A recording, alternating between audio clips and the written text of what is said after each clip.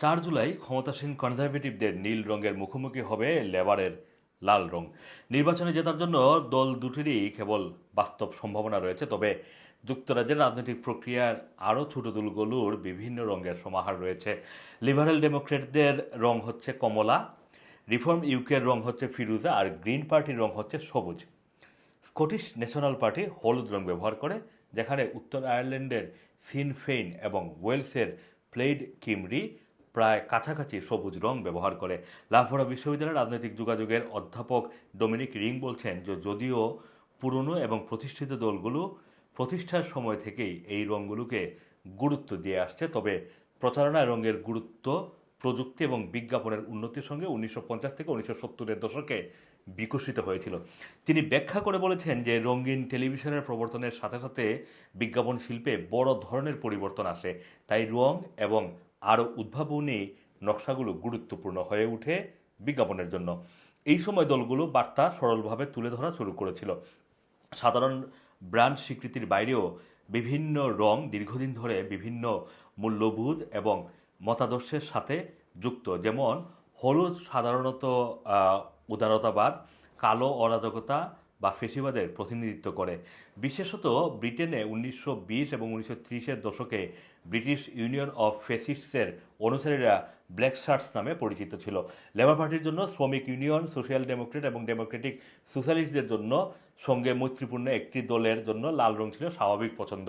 ফরাসি বিপ্লবের পর থেকে লাল রং বামপন্থী রাজনীতির সাথে ব্যাপকভাবে যুক্ত ছিল। অত্যাচারীদের বিরুদ্ধে সংগ্রামে মৃত শ্রমিকদের রক্তের প্রতীক হিসাবে লাল রং ব্যবহার করা হয়। 20 শতকের শুরুতে লেবার পার্টি প্রতিষ্ঠার সময় দলটি তাদের আনুষ্ঠানিক লোগো হিসাবে একটি লাল রঙের পতাকা ব্যবহার করেছিল। রিং বলেছেন যে শ্রম আন্দোলনের সঙ্গে রংটি মূলগত এবং প্রতীকী ছিল এবং সেই সময় থেকে এটি কিন্তু তাদের সাথে রয়েছে। লেবার পার্টির লোগোটি এখন লাল রঙের যে গোলাপ, সেই গোলাপের সাথে প্রতিস্থাপিত করা হয়েছে।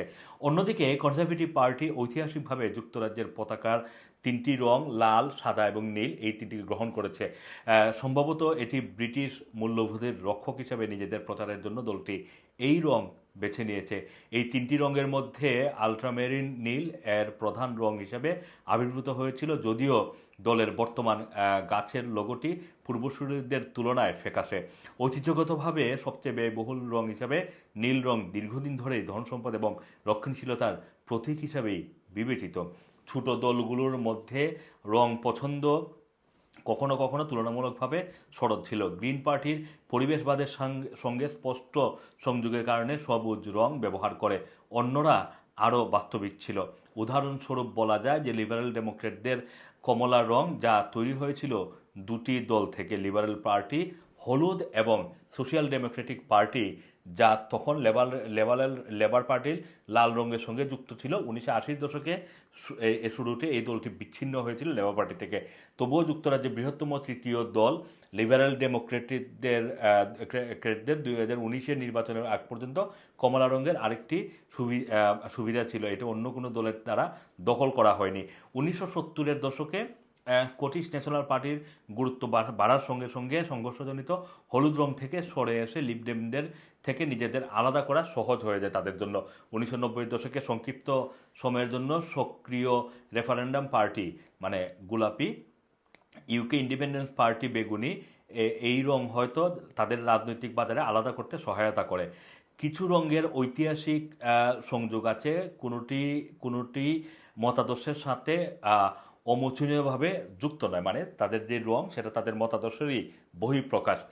ইউরোপের অন্যত্র কমলা উভয় খ্রিস্টিয়ান এবং ডেমোক্রেটদের এবং পূর্ব দিকে পোস্ট সোভিয়েত বিদ্রোহ মানে ইউক্রেন তথাকথিত কমলা মানে ইউক্রেনের আপনারা জানেন যে বিপ্লবটা হয়েছিল, সেখানে কমলা রঙের একটা গুরুত্ব রয়েছে।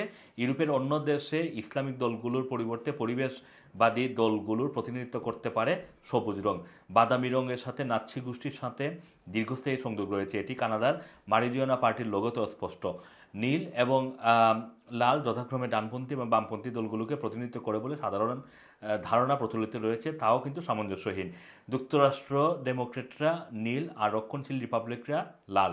যদিও 1988 সালে প্রেসিডেন্ট নির্বাচনের আগে টিভি নেটওয়ার্কগুলো বিপরীত রং ব্যবহার করত, লাল রাজ্য এবং নীল রাজ্য। এর বর্তমান ধারণাটি 2000 সালের প্রেসিডেন্ট নির্বাচনের আগ পর্যন্ত প্রচলিত ছিল না। অবশ্য যুক্তরাষ্ট্র ও ব্রিটেনে রঙের প্রচারণার পরও ভোট দেওয়ার দিনে ভোটাররা তাদের বুথে যাবেন।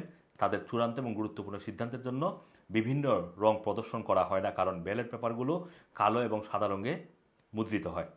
আসম মাসুম, রানার টিভি, লন্ডন।